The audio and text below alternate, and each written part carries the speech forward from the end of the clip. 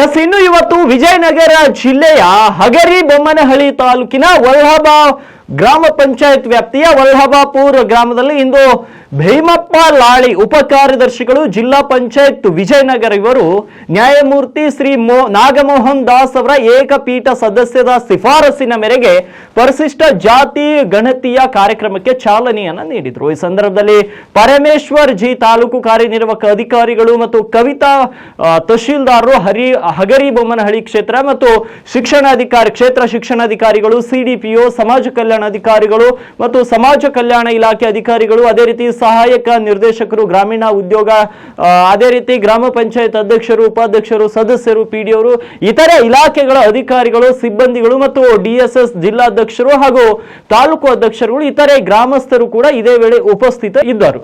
ಸಿಬ್ಬಂದಿಗಳು, ಡಿಎಸ್ಎಸ್ ಜಿಲ್ಲಾಧ್ಯಕ್ಷರು, ತಾಲೂಕು ಅಧ್ಯಕ್ಷರು ಹಾಗೂ ಇತರೆ ಗ್ರಾಮಸ್ಥರು ಮತ್ತು ಅನೇಕ ಅಧಿಕಾರಿಗಳು ಮತ್ತು ಜನಪ್ರತಿನಿಧಿಗಳು ಇದೇ ವೇಳೆ ಹಾಜರಿದ್ದರು.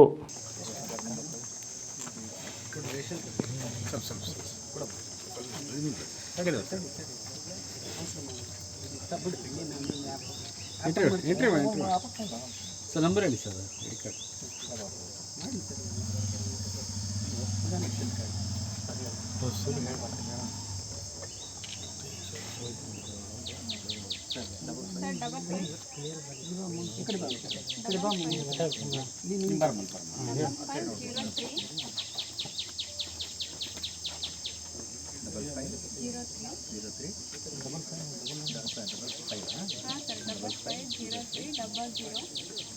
One 5 2 6 6 1